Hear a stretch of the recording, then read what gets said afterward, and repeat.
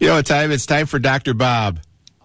Well, Jake, I make up girls all the time.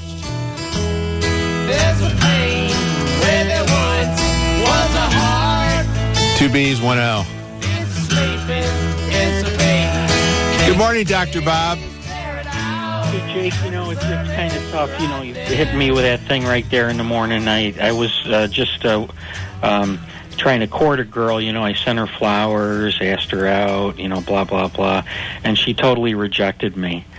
I tell you, it makes it tough to drive through the drive-through anymore and see her when she hands me my coffee in the morning. I understand. Yeah. All right, we got medical stuff. No. I know. It amazes me, too. I'm going to try to get 2 of them in. The first one is, and this comes out of a lawsuit. There was a man, he was 31 years old, father of 2. I know all about lawsuits. So okay. I'll go down that. He visited a cardiologist, complaining of, quote, increasing episodes of new chest pain that radiated into his arm, unquote. Okay?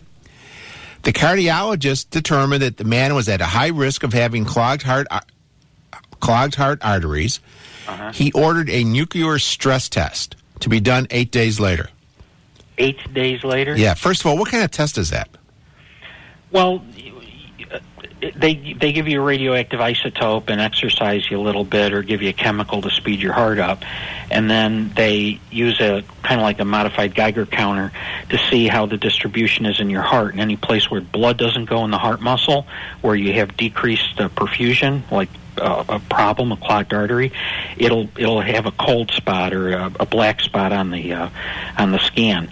So it's a pretty sensitive test for a screening test. It's one of the most sensitive stress type tests without doing a catheterization. Is it expensive? Expensive? I don't know.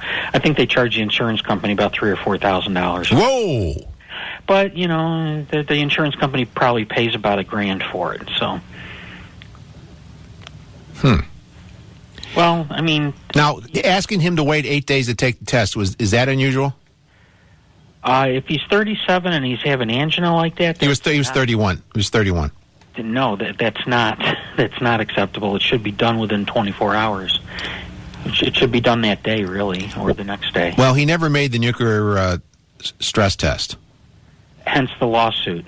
Well, 1 day before the scheduled test, the man took a test of his own. Apparently, he engaged in a threesome where both he and a friend had sex with a woman who was not his wife. And he died afterwards. Well, there you go. Was her name Nuclear? $5 million. He was awarded $5 million. Yeah, the jury gave $5 million, and it finally ended up with $3 million net after the lawyers. Yeah. Yeah, 8 days is not really acceptable, but that's kind of where we're heading anymore. But on the other hand, where's the personal responsibility? If you got the pains in the chest going into the arms, should you be having a threesome with another guy and a woman who's not your wife? Well, clearly the cardiologist failed to warn the person not to have threesomes. If he engaged in a threesome, that he might be at risk for a heart attack. Wow! But is the doctor also supposed to say don't go mountain climbing?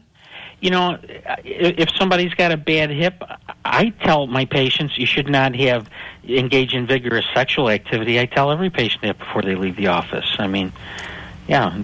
Whether they should or not. But, I mean, it's just, I don't know. I mean, he has to bear some responsibility.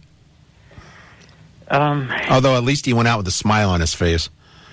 I know of a case where a neurosurgeon friend of mine took care of a patient who was driving a vehicle. He was unrestrained. He had no seatbelt on. He was driving at a high rate of speed, and he was driving with alcohol on board about 3 times the legal maximum.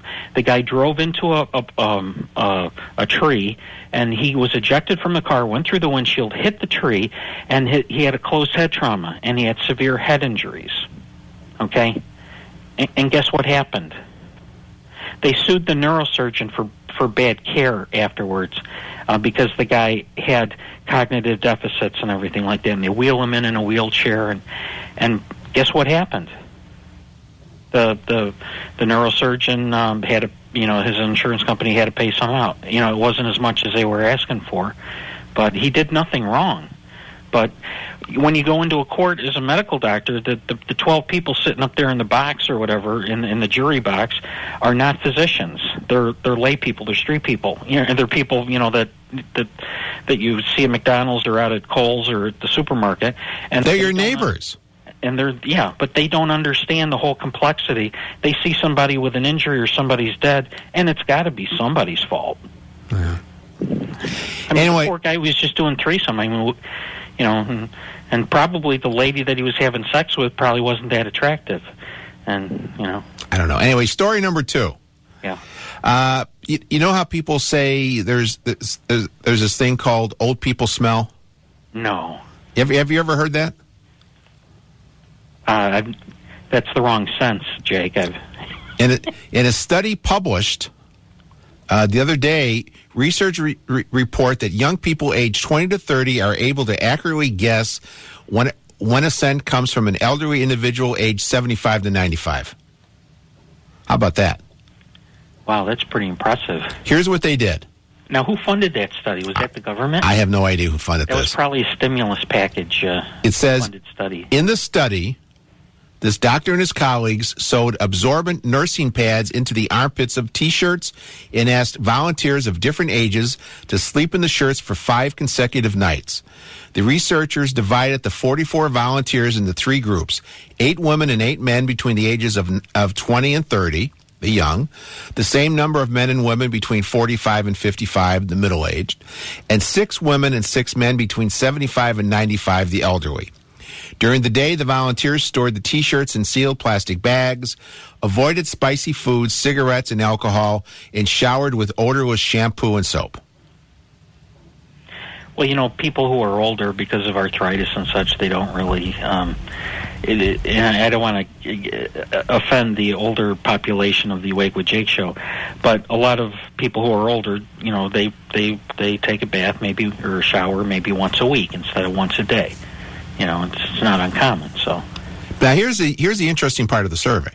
Okay. It says as men get older, they don't smell as much because they start to smell like women. Probably because the decreased testosterone, increased estrogen balance that men get. So when you get low T, you smell less. So it's good for you. Low T? Yeah. Because then you don't smell. Yeah, but then you gain weight and you lose your muscle definition and you have low sex drive and stuff. And I guess it's good for you because if you have lower sex drive, you're not going to want to do a threesome. Hence, you're not going to die of a heart attack during a threesome. No. Did he die during the threesome? Right after. Oh. Timing is everything. I guess. I guess so. He endured the marathon and then he collapsed after he crossed the finish line. I'm surprised the other guy and the woman didn't sue, saying that because of what happened, they have mental anguish. They'll never be able to have a threesome again. Yeah, I had a can't put a price on that. When I was a resident, there was a young woman and young man, and the young woman and man were engaged in amorous activities. They were married, and he was laying on his back on the bed, and she was kind of sitting almost, like riding a seesaw kind of thing. And she had in the midst of deep amorous passion, she had a subarachnoid hemorrhage, or, bleed in her brain. And she screamed because it's very, very painful.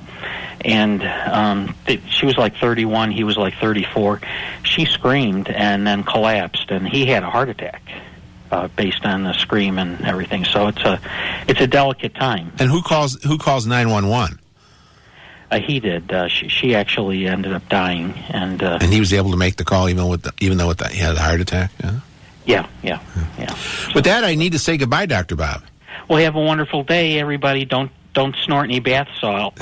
It's bad for you. You know what? That's what they said with the guy that ate the face. Yeah. It was because of the bath salts. And think about this. Until they banned the bath salts, nobody ever did that before. And now that they banned it, now it's happening. What does that tell you? Well, they're not really banned yet.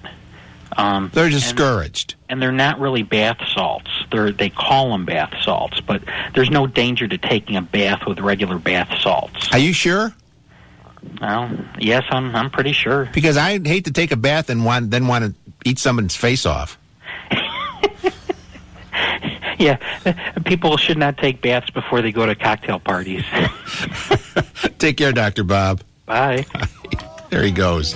Please, doctor, I'm getting. I don't know what's good for you, bad for you anymore. There's a pain where there once was a heart. But we have confirmed there is old people smell. It's a pain. Can't you please clear it out? There's a lot more goes into it. 648, Awake with Jake, right here on 89 WLS. Please, mama. One station making history every day. 89. I want to call you out.